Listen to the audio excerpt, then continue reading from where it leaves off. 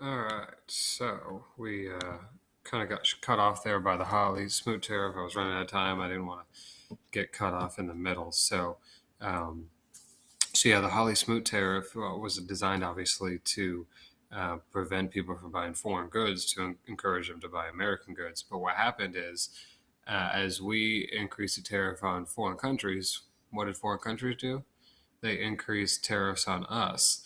And so now people weren't buying American goods overseas. And so this started a kind of this trade war that ironically we might be getting into with China right now, but we'll talk more about that later. So other nations retaliate and raise their tariffs, and this resulted in a drop in world trade that didn't just affect the American economy, affected the global economy because by this point we are a global market. So this helped destroy international trade. And as international trade falls, we go from an American depression to a worldwide global depression. And you can see how the setup is here between U.S. profits plummet, U.S. investors have little or no money to invest abroad, European nations can't pay off their war debts because we were aiding in the war debt.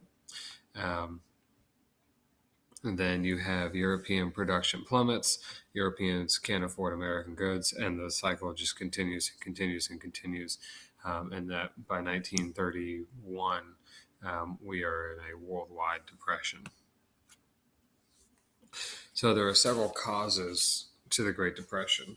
Um, its stock market, in my opinion, is not the most important one.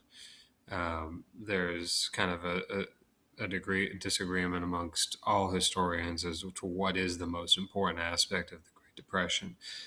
Some say the stock market, but if you look back into the Roaring Twenties, there were issues before the stock market crashed that gave signs that the economy was eventually going to collapse.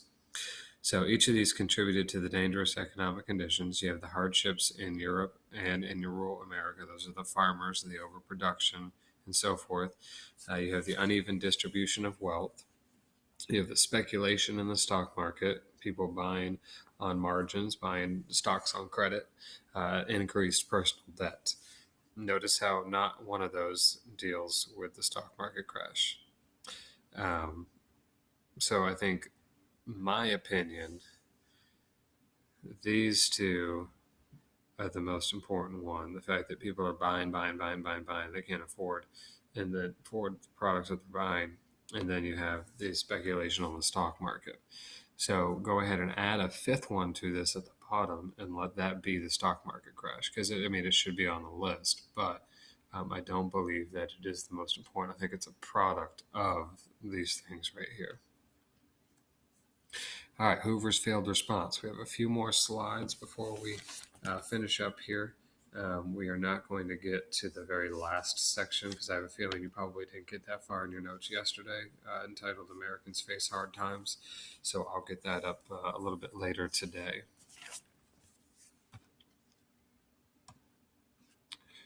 They had come to the conclusion beyond a shadow of a doubt that they were about to take over, direct control of the government. It is my opinion that had the president let it go on another week, the institutions of our government would have been very severely threatened.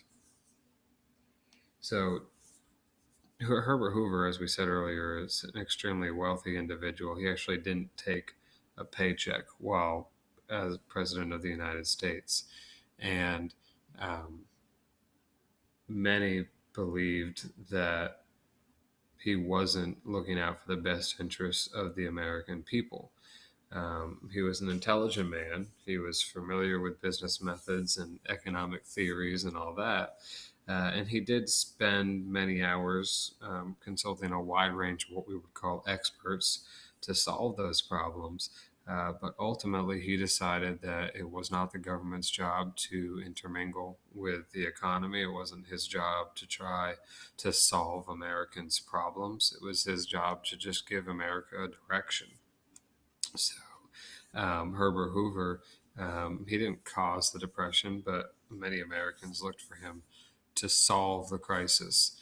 And despite a variety of methods, including the Hawley Smoot tariff, he failed to discover the right formula for solving the crisis. And because of that, um, Most people rate him as one of the worst presidents in the United States history. And he will take a lot of flack from the American public for not trying to, for not achieving an answer as to what happened in the economy in 1929. Many are going to grow disillusioned by the Great Depression. Some blamed Hoover, some blame capitalism, which leads to people rejecting capitalism. And they want the country to become more socialist or more communist. And so we kind of have a little mini Red Scare at the beginning of the Great Depression. These people argued that capitalism created an unequal distribution of wealth, that it led to unhealthy competition, and that socialism and communism was safer, despite the fact that our economy was built. Our country was built on capitalism, and we did pretty well. You also had some who were World War I veterans who wanted the bonus that was promised to them. They were called the Bonus Army. We'll get into more about that here in just a second. In 1932, those veterans formed the Bonus Army and marched on Washington, and there were about 20,000 of them. 20,000 veterans set up camps and occupied vacant buildings. In July, police tried to evict them, and riots erupted. Hoover ordered General Douglas MacArthur, World War I veteran and hero, and will be a World War II veteran as well, to remove the veterans. Press photos of troops using excessive force angered the American public. So let's get into little more detail here. In 1924, so at the end of World War I, we've got the treaty signed, the war is officially over. Congress will pass legislation that provided payment to World War I veterans in 1945. And that was called the Adjusted Compensation Act. So you want to include that into your notes. By 1931, though, 7 years later, veterans are calling for that payment early because of the effects of the Great Depression. And they form together, those 20,000 veterans, and they march on Washington to encourage the federal government to provide them with their paychecks early, believing they've done their service. Why do they have to wait till 1945? Ironically, in 1945, we'll just be finishing up World War II. So they want their money now. Hoover called for the federal troops to, quote unquote, surround the affected area and clear it without delay. And by General Douglas MacArthur's orders, about 1,000 of those marchers are going to be tear gassed. The eviction of the Bonus Army doomed Hoover's bid for re-election. There were not many people in the United States that were on board with Herbert Hoover being president much longer at that point. And Americans were ready for a new form of leadership that was going to provide the support that they needed to get out of the Great Depression by increasing the role of the federal government. And that will lead us to Herbert Hoover. But we'll get to that a little bit later. I'll post here in just a second everything else that you need to take care of today once you finish with these notes.